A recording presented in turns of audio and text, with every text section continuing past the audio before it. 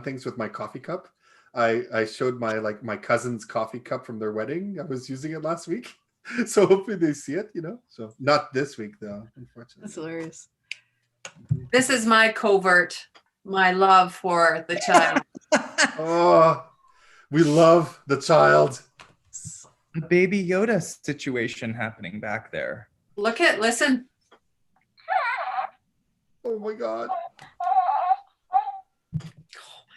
Well, that is a beautiful way to introduce us into everybody's homes.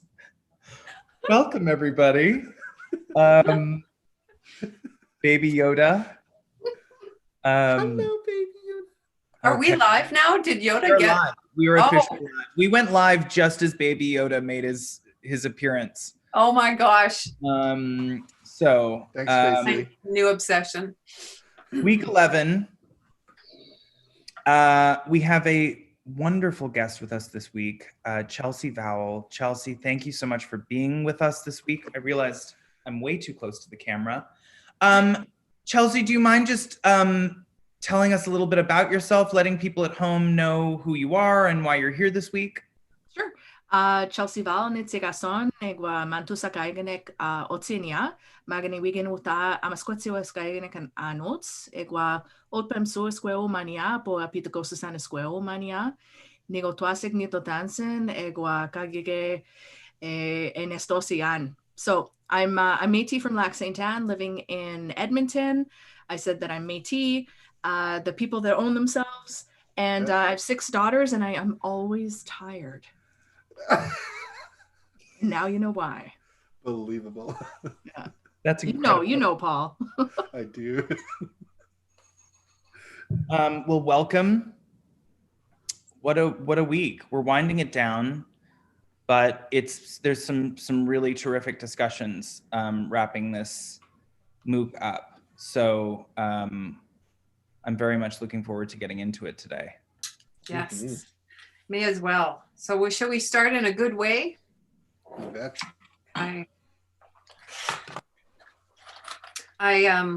So I have like a bit of smudge up here, but downstairs I have this big box and it just says medicines on it. And every time I open up the box, all of this amazing smells just waft up into my nostrils. And so I'll have to go down and grab some more smudge for next week.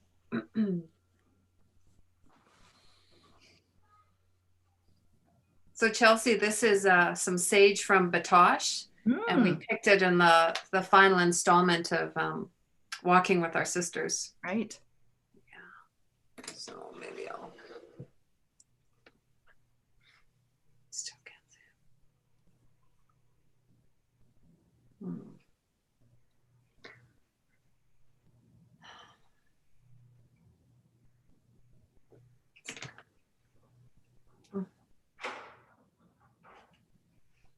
And here's for everyone out there who's come on with this discussion with us to smudge and go forward in a good way and listen with 2 good ears, see with 2 good eyes, and have good things in your heart as we go forward. Sometimes these discussions aren't easy, and we got to remember that we need to be respectful in our dialogue, which you guys always are, despite the little bit of teasing. And go forward with Sakit the win, love and caring. So hi.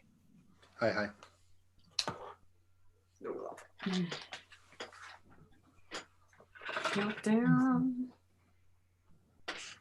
Yoda looks pretty cute there with his smudge bowl. Super cute. He needs beading on him. Oh, I could beat his little jacket. Yeah, totally. Mm-hmm. Okay, so there's a couple of announcements that we have. Because we've gotten a lot of requests for hoodies and things like that, we've decided to actually make a really special MOOC hoodie, Indigenous Canada hoodie. And Leah Dorian, our artist, has been amazing and wonderful with this, and she has agreed to let us create hoodies with a little bit of her art design of the turtle on it.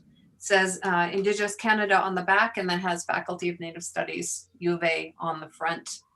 And also, the art that you see in the MOOC, the ones done by Leah Dorian, we're also making those into prints and they'll be available. We're thinking you'll be able to pre-order next week. So we'll get you the details on that next week. So that's pretty exciting. Yeah, it'll be great. That's 6 paintings. It's a great hoodie. I'm not going to lie. It is incredibly comfortable. And I get a lot of compliments on it when I wear it down the street. So that's right. They're complimenting the hoodie, right? Yeah, of course. Of course. Nice. So Dan, it's your 11th week in Indigenous Canada. You probably have learned, well, we see that you've learned a lot. And so specifically for this week, anything bubbling up for you?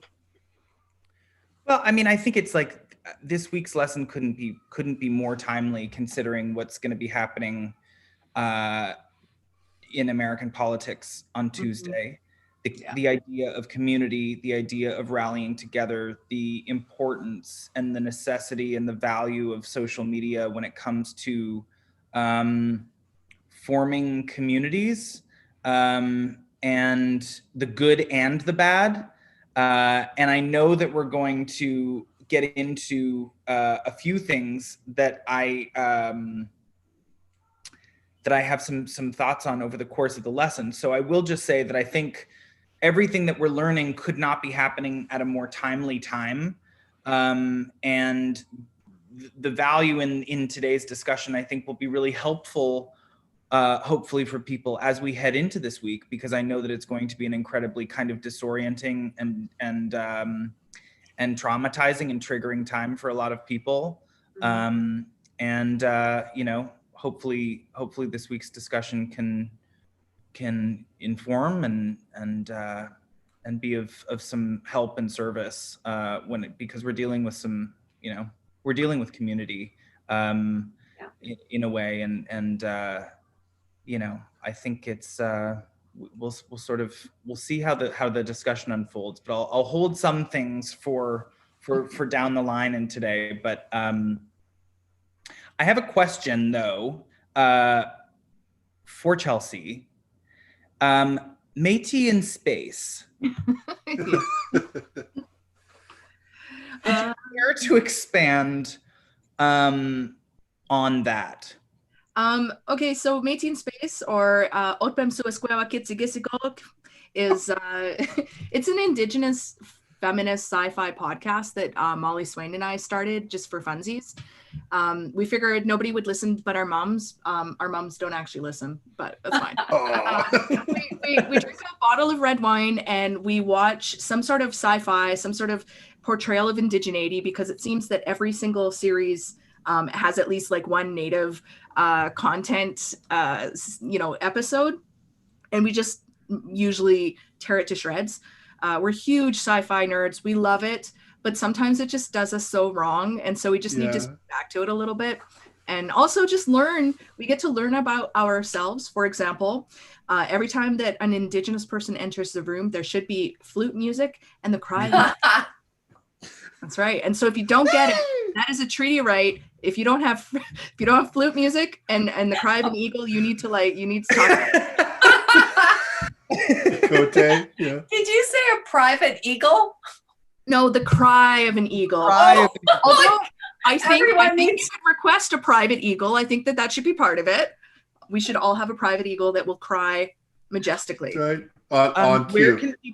can people listen to this podcast? So they can go to MétisInSpace.com, but it's available on the iTunes, on Spotify, pretty much anywhere that you listen to podcasts, you can get it. Yeah. Oh yeah. I have one more follow-up question for you. Mm. Has there been, in your experiences, a representation in an episode of a science fiction show that you didn't find completely cringy? Yeah, we always get that question. People really want to hear that their faves did it right. I would say one of the first ones that we came across that we were like, all right, we like this, was actually Quantum Leap, which maybe that's like showing my age here, but they did it pretty well. But other than that, honestly, no, it's been a lot of hot garbage, except for when Indigenous creators get to tell their own stories, and those are fantastic. So I'm very looking forward to watching Eden Robinson's Trickster. Oh, Yes. I know. We'll have to mention that. Accolades. Yeah. Yeah. Love those Great books. stuff. Love. Yeah. Cool. Awesome. Yeah. So Chelsea, we are so happy to have you here. And Chelsea is in the Faculty of Native Studies. She has this amazing place down in the garden level or the basement. Garden level. I'm in the dingy haunted basement. It's called garden level. I Garden level. outside of Quebec. That's amazing. Wow. Les chaussées, huh? Like, les jardins. Good sauce. Every time I go down there, there's always like a pot of tea ready. And she's, even though Chelsea's considerably younger than me, she's like this auntie that always has, you know, her earrings are up there and she's got these medicines and tea. It's just so comfortable. It smells good. It smells good. You make that part of the garden level really nice. So really happy to have you here. Wow. Brings back Chelsea. those great memories. Thank you for that. A garden of mold. Anyway. Ghosts. Yeah, they used to store bodies there, but you know, I think it's probably a lot better now with you down there. We smudged that place. We do. Yes, we smudge that place a lot. Yeah. All right, to our questions. Cyrus? Soonest we've ever gotten to a question. Yeah. It is. This is it is a very efficient start to the week. Amazing. Actually, it is, yeah. Are we doing it wrong then, or? No, I looked at the clock. I'm like 3:11. My goodness, look at us go. This is the power of visiting, though. You know, like you guys have been together for so many weeks now that you're able to sort of move forward together. You're like a unit. Yeah. Visiting is important. Let's go hunt some buffalo, people. Woo! We're ready. We're ready. We can do this. You don't want to see me in that situation. No, I do. An I asset really when it do. comes to that. Dan. It's a challenge. I think Great. Dan would be a good hide scraper. I really do. Yes. Okay. Seems more my speed. Yeah.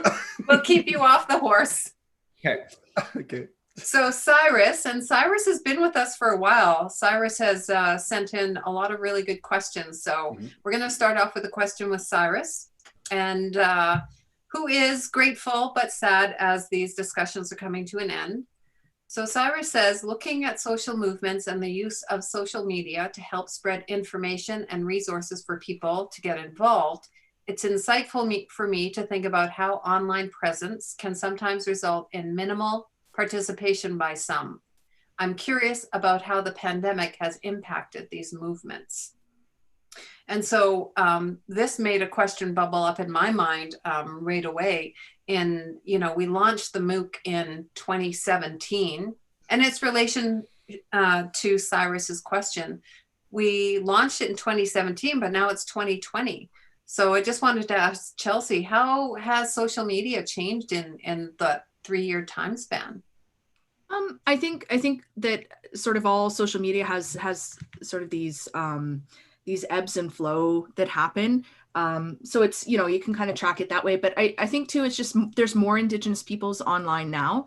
And I think at the beginning we were sort of, during Idle No More was when Indigenous voices were being heard directly instead of mediated through sort of like white media power brokers. And so I think these couple of years have made it more common for people to know that, there are a lot of Indigenous people online. There's sort of an online community. But I did bring this up before, that I think the fact that there's a lot of us online means that we're a bit more comfortable airing our dirty laundry and having, talking about the conflict that happens in our communities all the time, because like any community, Indigenous communities, we have conflict. There's no human community that goes without it. But we kept it a little bit on the key mooch, on the down low before when we were a minority on social media. And now I think it comes out a bit more. So that, to some people that might look like, a bit messy, but I think it's a bit more authentic. Yeah. On the other hand, I think that, I think it's getting a bit, I don't know. people are trying to draw sort of bright line, create rules about how to be Indigenous and how to do it properly and stuff like that. And there's always been gatekeeping, but I think because there's so much external pressure from non-Indigenous peoples who want to consume our cultures, that some of the pushback is a bit reactive. It's still a place that we can do a lot, and we can organize over, particularly here in Canada, vast geographic spaces. So. And do you think the current pandemic has had any impact on social media and what we're doing and what we're saying on social media? Yeah, I think we're all more stressed. I think we're less kind to one another, just general. And that's not just Indigenous peoples. I think we're all a little less kind to each other because we're all under so much constant background stress.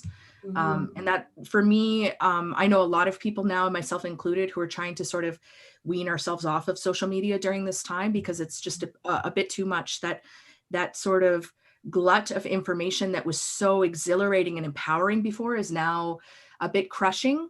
Yeah. I mean, as you were speaking, Chelsea, I just couldn't help but in my mind, think about the fact that I think everyone is frustrated. I think a lot of people are angry. I think a lot of people are lonely. I think a lot of people are isolated. And the internet has created a space where anybody's opinion can be voiced. Yeah. And as a result, you see so much internal conflict between all kinds of communities, because what you're essentially seeing are people just trying to have their voices heard. And if I can come at someone else saying, well, technically that's not correct, so everything you just said is nonsense, or the way you chose to word this particular thing has offended me to my core. I mean, it is just, and that, I think, when you exist on social media, it's hard not to read those things and say, oh God, did I do something wrong? Or what am I doing? At the end of the day, though, I think it's good that there's discourse, but it really comes down to, as you were saying, choosing how to create an experience for yourself so that you're protecting your own voice, that it doesn't get snuffed out by the people that might have opposing ideas, and realizing that ultimately these voices are coming from a place that is just wanting to be heard. And I think when you're under that kind of pressure, it tends to be reactive and volatile because it's coming from such an energized space. So, I think what that also does is allow for, and we were just discussing this earlier, the concept of allyship and activism to be something that only lives on social media. Yeah. Sharing links, which to an extent is, better than nothing. But I think what these lessons and what this course has hopefully been teaching everybody out there, and I think what so many of the the civil rights movements that have been happening and the conversations that have been happening over the past year and years, but particularly what's been going on over the past 8, 9, 10 months, is that there really has to, you can have an opinion, but what are you going to do about that opinion beyond just share an article? And that really was the crux of how our discussion started. For me, I saw the link to this course. I was going to take it for myself. I was ready to click that retweet button. And I asked myself, I caught myself in an action that felt performative. And I really had that conversation to say, well, what could I do beyond just retweeting this that could potentially expose it to more people, engage more people? How can I take what I have built to use it for something else, not for myself, but for something else? And that is where this whole concept came. And I have been loving this kind of wave of people who have been creating social media followings, giving their space to people to have their voices heard and not be the voice. That's the most important part of this whole thing. And, so in a way, our whole weekly discussions are a result of the desire to be a more active participant when it comes to allyship and activism. Yeah. Yeah, that's true. And we were talking about sort of performative allyship and that feeling that you can get where you share, you retweet, maybe you slip a couple dollars to a fund or whatever. But I think those things also existed pre-social media, right? Mhm. With, and so the kind of people that are only going to do that kind of work, I think, are still going to only do that work whether they're on social media or not. But I do think about like the mutual aid that happens online is so much more tangible and powerful and direct. So you can donate to somebody's top surgery fund, and you know that is gonna change somebody's life, like tangibly, one person, right?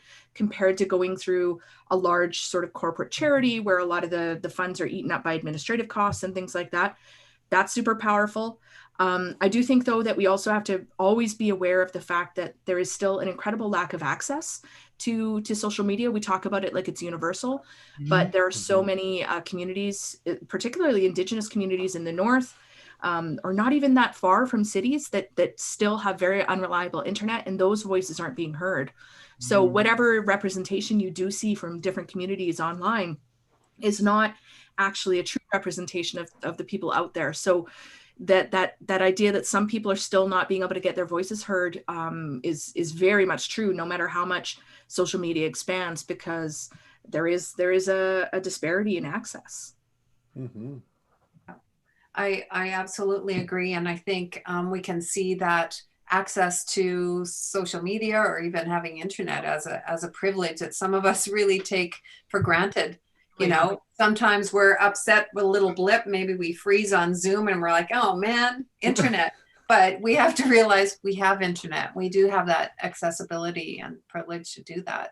And COVID has highlighted that a lot, because now everybody has to work and study online, and you're seeing who kind of could seamlessly flow into that and who are just left out. Yeah, absolutely. One of the things I really wanted to mention with social media, especially the impact.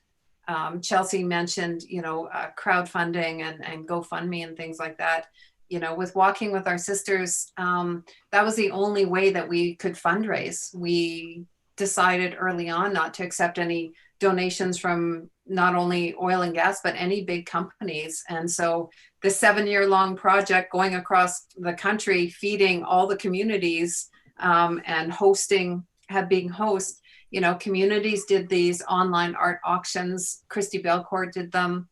And it was an amazing way to create funds for this type of project. It felt even more community-based with, everyone sort of pitching in and doing these online auctions. So I think that was one of the good things for in my perspective, from social media.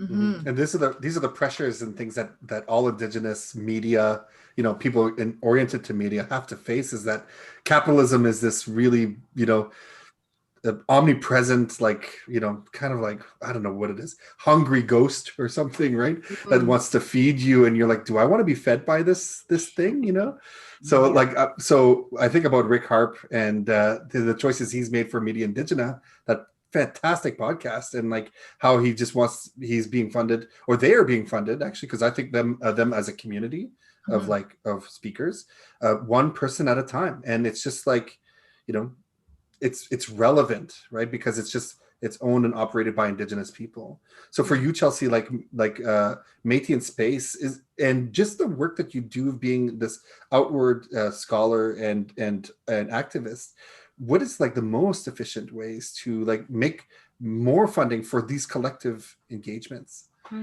Yeah, I mean, so Métis in Space, the podcast, doesn't get funding. We don't. It's our labor of love, and we don't want to have any strings attached. But we were able to raise money for the Métis in Space Land Trust. We were able to purchase 160 acres of land, put it into a trust so that the ongoing poverty of Métis people, which we also experience, is not going to endanger that land. We can hold it over generations. And that was totally only possible because, we had a social media presence, and people knew about the project and were like, hey, here's some money. So, I think about a lot of the things that are happening right now too. Bekiwewen camp in Edmonton, which is a prayer camp for sort of to address, houseless peoples, has been successful even during a pandemic, because they're able to get their calls out. Here's the materials we need.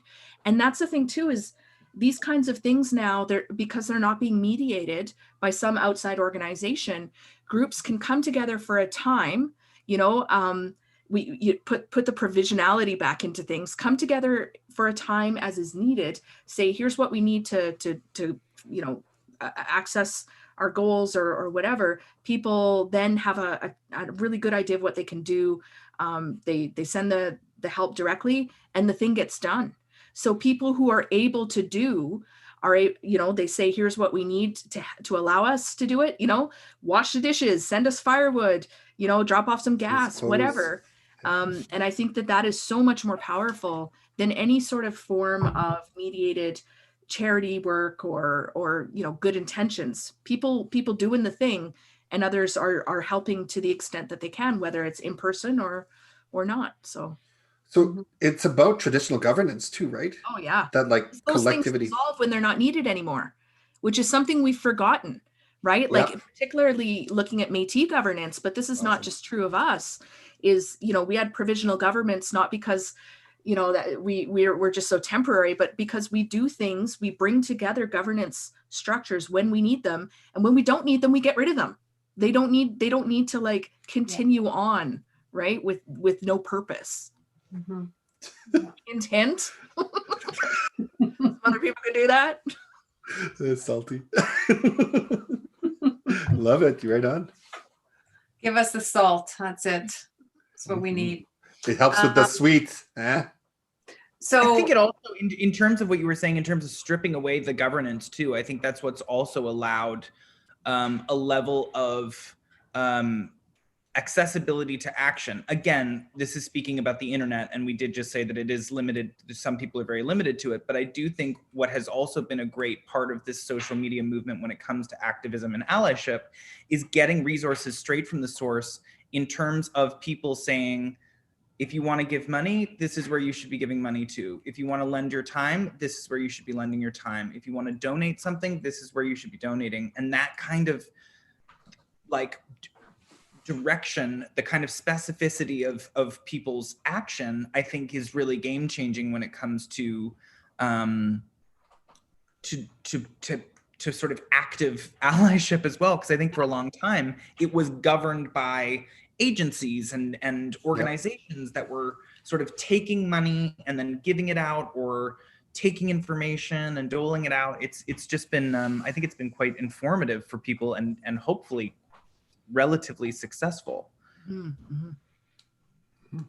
Speaking of which, if anyone's interested in donating to the Métis and Space Land Trust, because they have the land, they just need access to it. So there's roads and different things like that. Sarah's going to post something later on, so keep an eye out for that. Question two at 1:28. Wow, look at us. We're amazing. Usually it's about 1:50 when we get to question two, which is great. So this person grew up a mile away from Camp Muckwa, that was a protest site for the Enbridge Line 3 pipeline replacement to protect the tribal land interests of the Fond du Lac Band of Lake Superior, Chippewa. I wonder your thoughts on the difficult decisions Indigenous communities face with protecting their land rights despite already facing pre-existing environmental concerns. Is it a slow, agonizing, slippery slope to further land loss, whether by settler corporations or by environmental degradation? What are your thoughts on the divided tribal decisions across communities? Some opposed, some supported, some settled on an agreement affected by this project within their own state, country, or even across country lines, given the impact between the US and Canada on this pipeline project.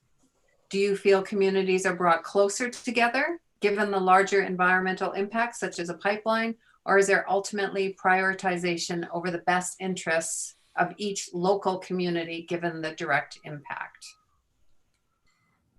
So lots to think about in that question. Yeah, it's really, so I think that there's so much focus on disagreement within communities when these natural resource, and it's almost invariably natural resource projects happen. You know, people are like, oh well, some agree, therefore we're going to support the people that agree, and some disagree, we're going to support those people. But I think we have to step back and look at it structurally, that, you know, free, prior, and informed consent, which is supposed to be the gold standard for any kinds of projects like this, is impossible under colonialism. Because what you see again and again is communities divided, whether or not to sign on to a project and get the crumbs, you know, those impact benefit agreements that then are you know, that are secret. You get a little bit of money up front. They might build you a rec center. Maybe they hire a couple of your people for a few years, but you're dealing with all of the fallout of whatever project it is forever. So you either get those crumbs or you refuse to sign on, and it happens anyway, because we've seen this again and again. You know, consultation is not veto. There's no, Canada doesn't recognize any sort of veto process there, so they'll do it anyway, and then the community gets nothing. So at that point, I think it's really, you know, it's coerced, it's violent. And if you're going to stand up against something, knowing all of that, it's really about your integrity as a people. Even though you know that the project might go ahead anyway and you won't benefit in any way, making that stand can be very, very important, because every time you say yes, that yes gets used against you later. Well, you said yes to this, so you know, you're clearly okay with this level of you know, whatever, so you must be okay with this. And look at some of the huge sort of the much vaunted James Bay Hydroelectric project. That did flow a lot of funds into the James Bay Cree and you know, into Inuit communities, right, in Nunavik.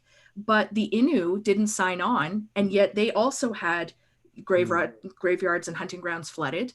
You know, they also dealt with the sort of the fallout, and none of those communities benefit from the cheap electrical power that it produced. That all flows to the south, and they're running their communities on diesel. So you have that example, the communities that were forced to organize together, and it created a new political cohesion among Cree communities and Inuit communities, and then together between the Cree and Inuit.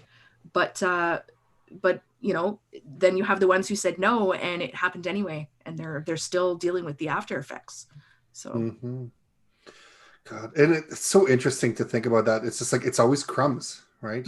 And you're like, it's never full on nation to nation, you know, benefit agreements, right? And I'm happy, and I mentioned in our talk, I'm really happy that you mentioned the James Bay Agreement, because that's the gold standard.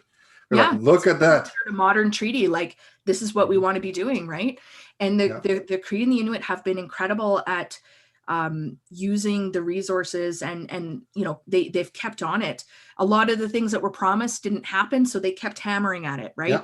And they really did a lot. Like, they did amazing stuff. They Matthew Kumkum at the time took a canoe, like a bunch of them took a canoe down to New York to protest this stuff, right? They went international. These were young people at the time who now are, you know, older statesmen, really. But like, yeah, it is still crumbs. The amount of money that the southern urban centers in Quebec have sort of saved and made from this is so vastly outstripped by anything that went towards those communities.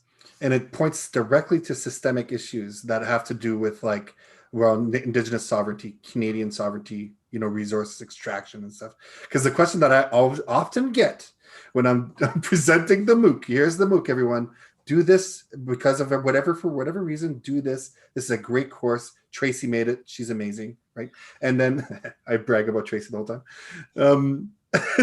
So, but it's like, everyone always asks, like, oh, well, then what is the best community out there? What's a standard for, like, for a good Indigenous community? And tell me what is a good success story? Because I don't know. I can't see them. They're all not success stories, opposite success stories. And at one point in one talk, I said, well, You have to do the course, and I keep saying that. You have like always framing it as the course. Get to be, do this, learn this. And I said, well, the Niska. You ever heard of the Niska? They're a great example of like they never gave up. They always fought, and they never compromised on their own land, their land titles and their self-government, right? And it's like, this is the story of every Indigenous community. And that's the thing that's really important, is that we always fight for our rights, right? All the time. So why are we still like adhering to these narratives of settler dominance, right? So. But even the Nisga'a Treaty, they only got, I think it was 5% of their actual territory. Like that crumbs. Is crumbs.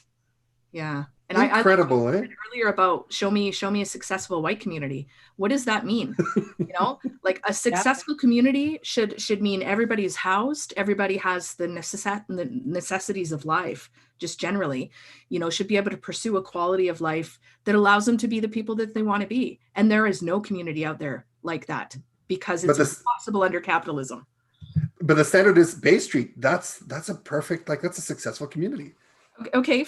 That is so nasty. Like it's like saying the successful family is the most like dysfunctional but wealthy family you can find. That's a terrible metric. Yep. No. That just made every hair on my body stand on end. I think too, it's like, you're dealing with communities that have been so ingrained in the concept that like commercial, like capitalism is the be all and end all, that the concept of success in and of itself is so tightly linked to things and to money. We say this over and over again throughout the discussions that we've had over the past 11 weeks. It's reprogramming, dismantling, first of all, the concept of success, because I think even the word itself at this point is so tied to capitalism that, we were saying this before, it's like speaking different languages, because so many people don't understand the concept of success as it pertains to spiritual success, like personal success, familial success, the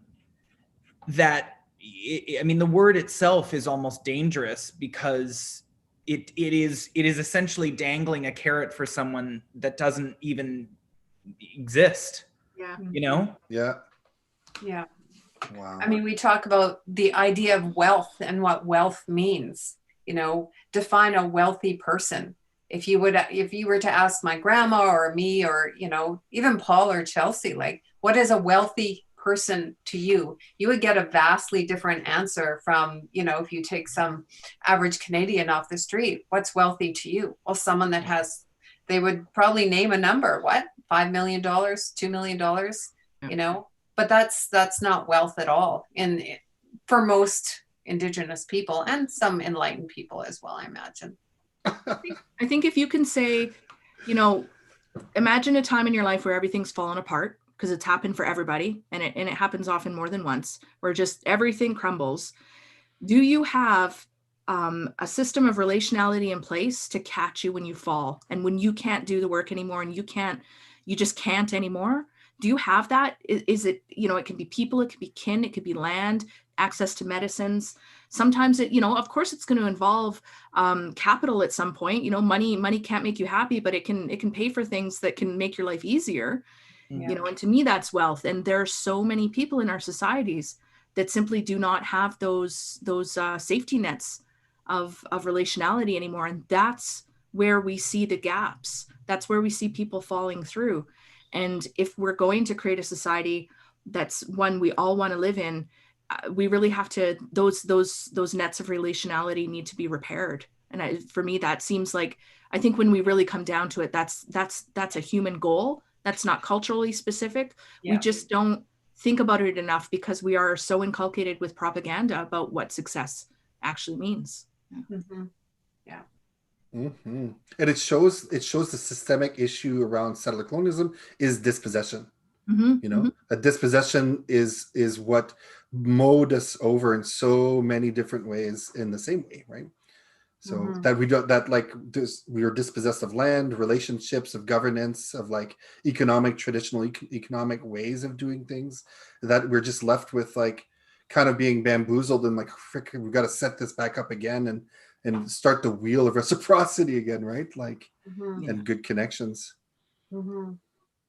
And I love how Chelsea flipped that. Like, what is the definition of a successful white community or white person? And we have Sarah, talking with us a lot, and she brought up a really good point, is to what extent Indigenous people have been successful in surviving colonial violence.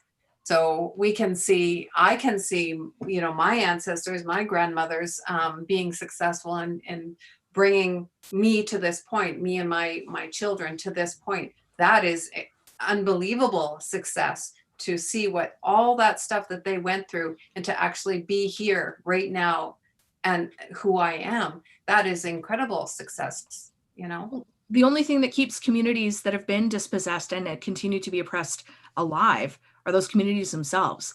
Like whether you're talking about Black communities, Indigenous communities, and those two things are not always separate. We have Black Indigenous peoples too. Like all of these communities are sort of often left out of everything, and we help ourselves, we help each other. That's it. And so that relationality, it's not just a a thought and an ideology. It's a real thing that keeps us alive. And if anything, I think that we can look to the way that Indigenous peoples globally have experienced so many world-ending events. The fact that we continue to exist at all is because we reached out. We became expansive with one another. We became more caring rather than sort of hoarding resources and deciding that other people could, can fall as long as we stand. So that sort of ethic is something I think that needs to define all of our movements going forward. Yeah. I mean, that's perfectly said. And as you were talking, I just kept going back to, I wonder, I think it was when we were talking to Dr. Kim, and she was saying, when we were talking about the queer community, and she was like, queer in relation to what? Yeah.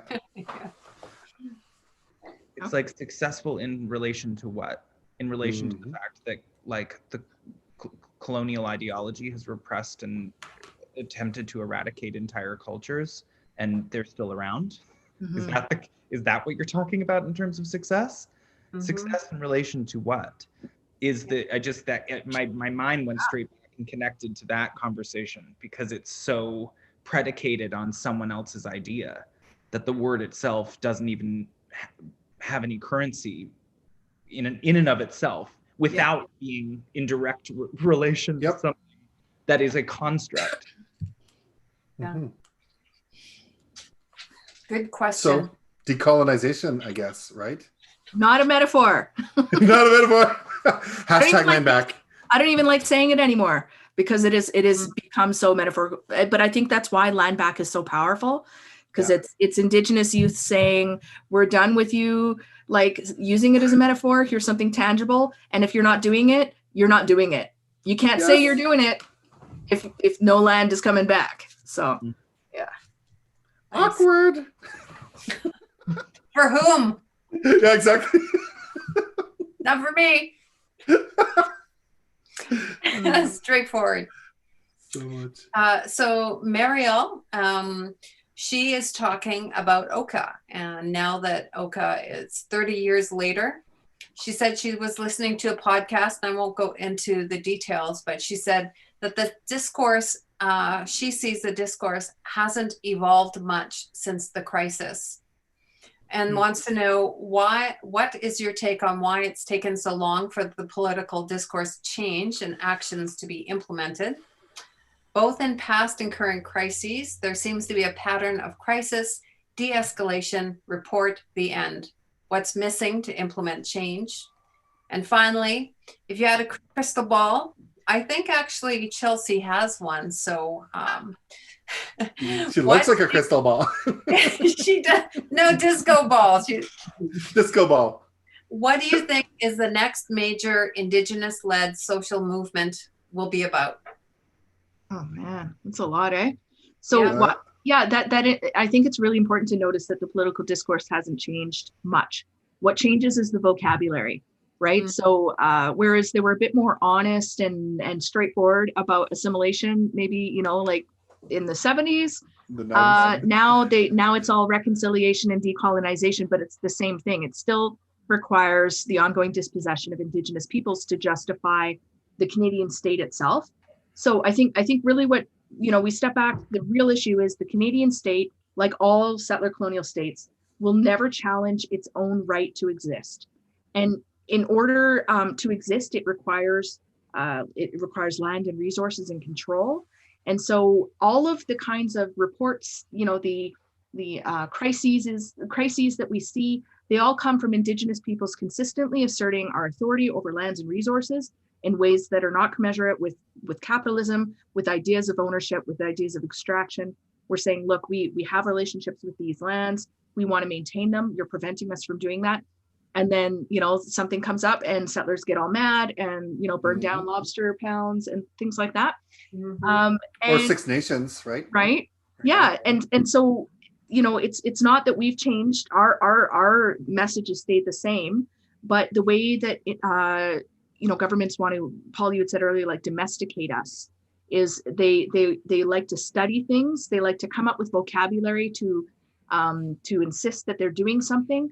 You know, they have this nice report with all the facts and information, gets filed away, super dusty, and nothing's ever implemented, because implementation is sort of a thing that needs to last beyond the political lifespan of any one given party, right?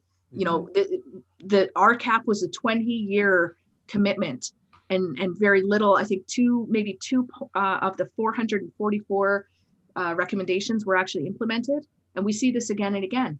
So what's missing to implement change? Implementing change, doing the friggin' thing instead of saying you're doing the thing. Like Trudeau with his, we're going to implement every call to action of the TRC. Like, I'm sorry, but we all laughed when you said that because it was ridiculous. Zero. You know? So what's missing is Canada has to be open to not existing. I know that sounds scary and radical, but Bub, you've only been here 153 years. You're not that special. Maybe we could do something else that would be better for all of us. And that leads me to, if I had a crystal ball, what could we do?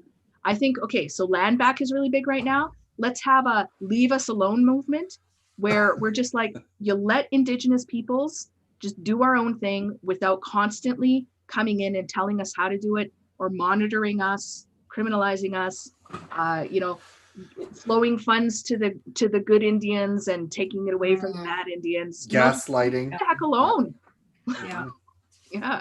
Yeah. Absolutely. So hashtag, what is it? Hashtag leave me alone. Yeah, I like that. I'm sure there's I think I like Tracy's awas. Hashtag awas, go away. And plural would be awastic. Go away. Go ways you.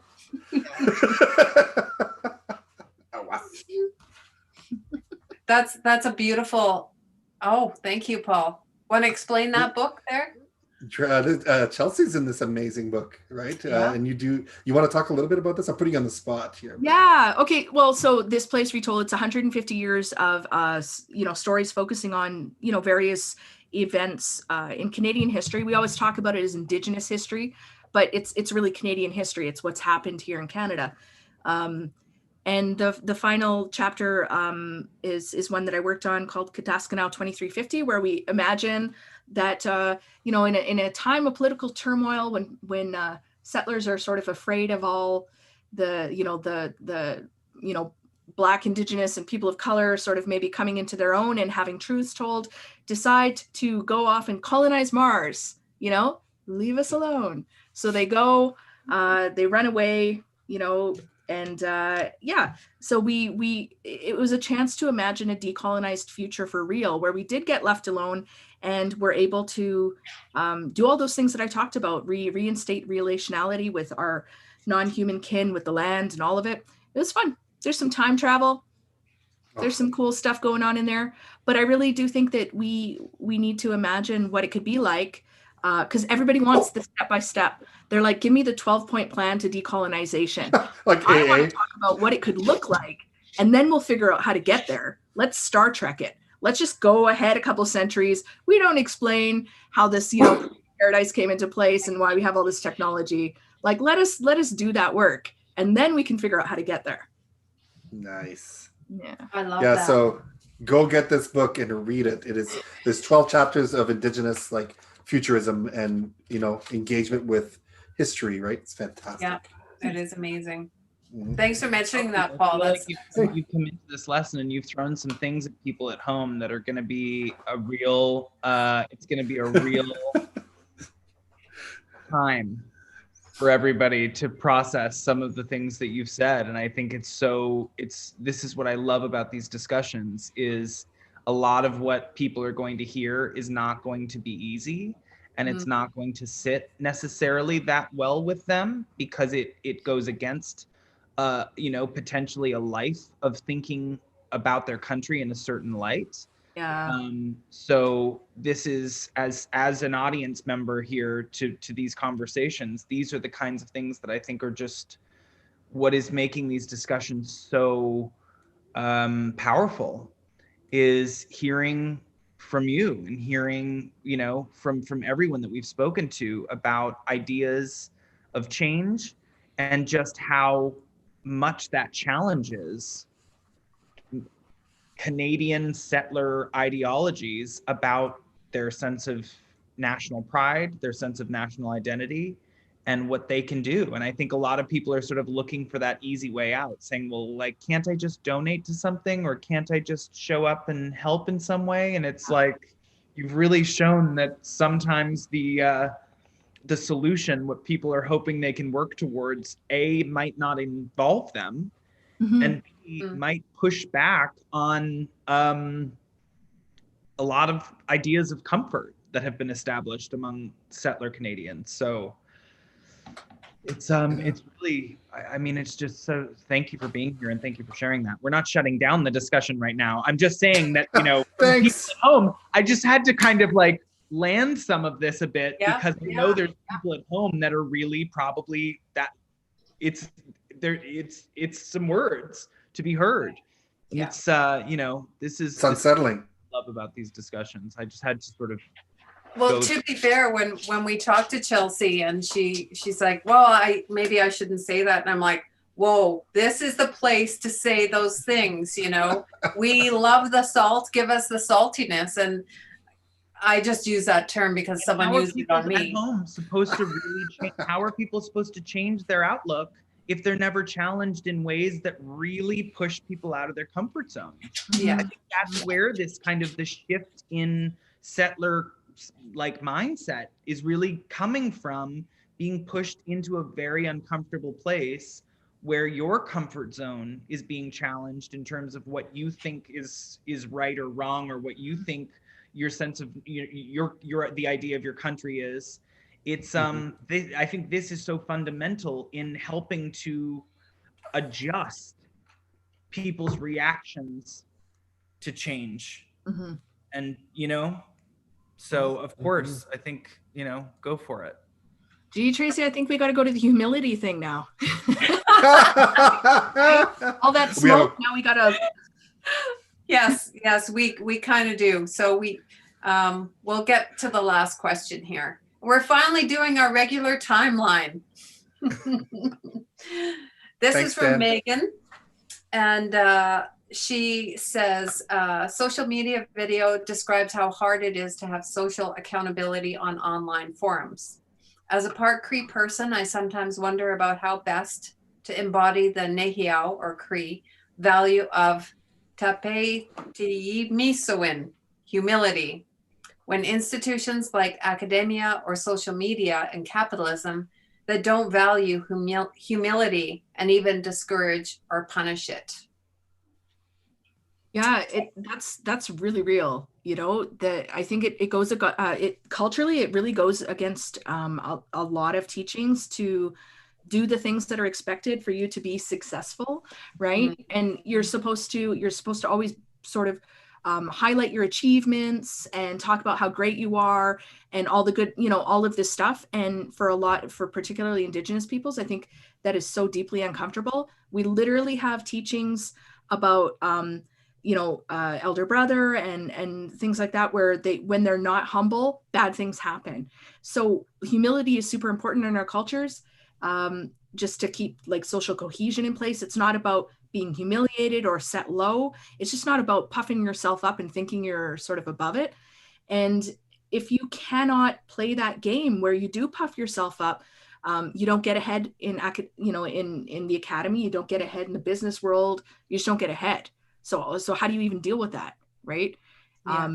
And I think some Indigenous communities in other settler colonial states have come up with some interesting ideas that I'd like to see more widespread, where, for example, for a job interview, instead of you going in there and talking about how great you are and how wonderful you are at problem solving and something, you have people who know you from community who come in and answer those questions with real life examples of what you've done.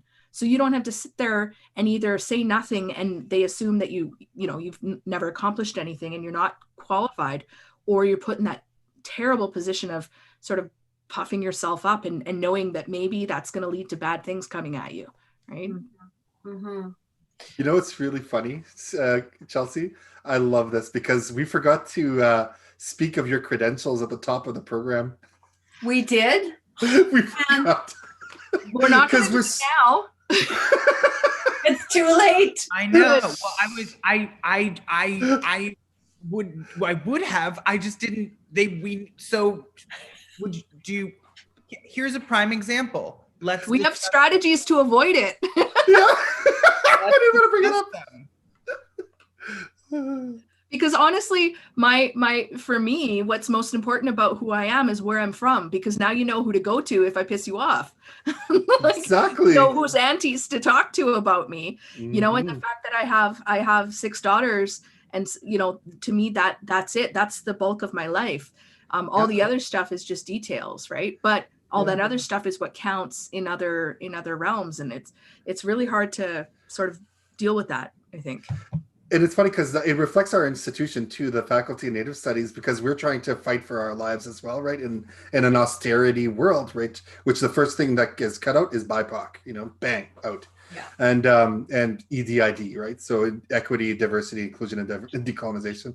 So when our amazing boss, Chris Anderson, who's amazing, let me just say that 3 times amazing, who was here last week, he was like, yeah, it's hard for us to talk about how awesome we are as a faculty and all the amazing things that we do as a faculty, right? And he goes, well, that's why we have cousins, because our cousins can brag about us, right? And I thought that was so amazing. I was like, yes.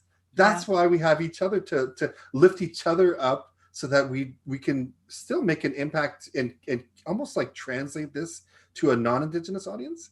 And not accrue the shit that happens when you're not humble, right? Because I totally believe it, it's bad. Like bad things come at you. Yeah. Here's a question that I have about the concept of humility, and it's something that I sort of struggle with all the time, because I think I grew up like an incredibly socially anxious person. I grew up a closeted gay person. I grew up as someone who was constantly kind of either bullied or badgered or pushed to the side because I wasn't the popular kid or whatever.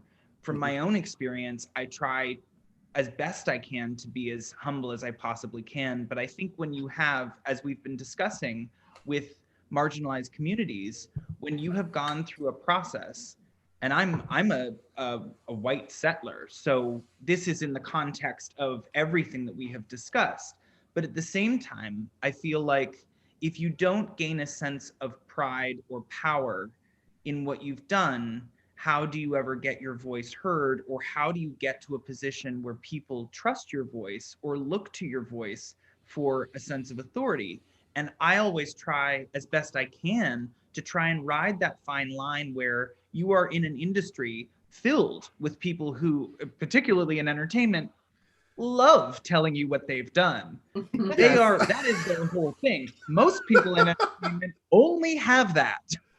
It's all smoke and mirrors. But this particular conversation has been so, for me as someone who really doesn't care about the fame side of things, who really got into this because I like performing, because I like making things, because I like the sense of community of like building something from scratch and putting it out there. Yes, there is a lot of things that can be distracting and ego-based, but at the end of the day, it's a struggle to try and find that balance between owning the fact that you have overcome obstacles and that you should be trusted and that you should be put in a position of authority where people listen to you, and perceiving your own experience as being as lacking in humility. So where does that line, I mean, it's a much larger conversation, I'm sure, but in the context of this conversation, and for many people at home who might have a similar sort of question about humility, where does the line lay in terms of being prideful of your accomplishments, owning them in a way that is, accepting your power, and then, obviously that bleeding into you not being a humble person? Wow.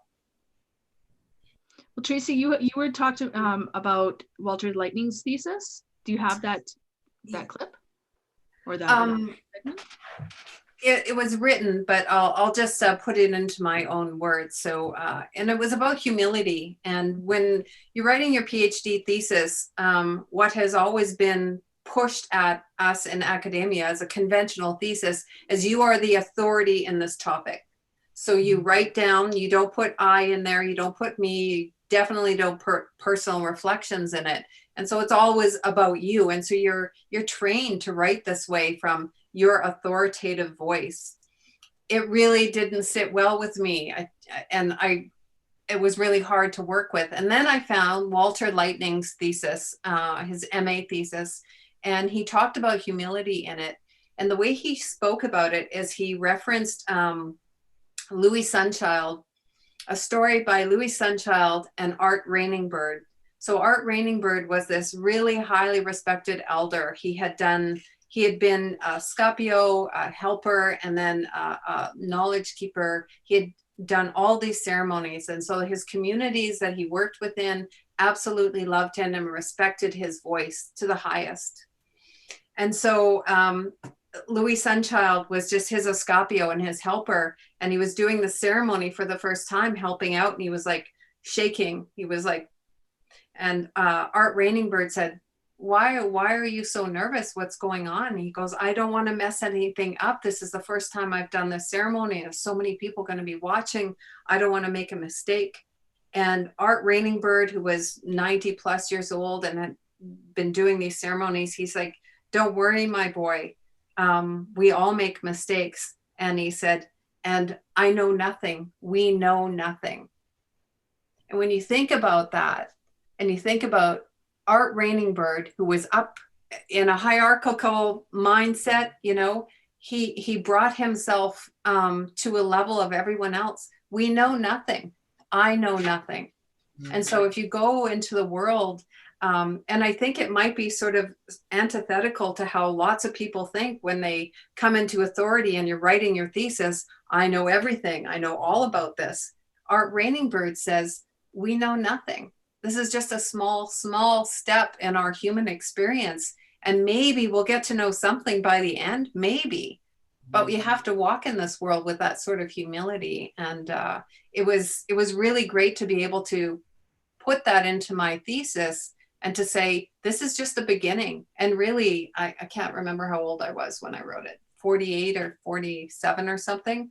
And really, I know nothing. And it's the same, but you can't go into an interview and you can't put on your CV or your cover letter, hey, I know nothing, I know nothing. Yeah. All right, Perfect. well. So it's a really, humility is one thing I work on a lot too, Dan. I know, it almost feels like it's a level of awareness. It's making the people around you know that you don't perceive yourself to be of any greater importance. And I think you can own a certain level of power personally, as long as you are aware that the people you are surrounding yourself with, be it professionally or personally, understand that this is a working conversation. Nobody has the definite answer, but unless there's something I'm doing wrong, please pay attention to what I'm doing and maybe just have that be the case. I don't know, but yeah. Does feel like it has to be a conversation and not a direction. And Yes. the pride that you were talking about, I think you see the pride in the way that people do their work.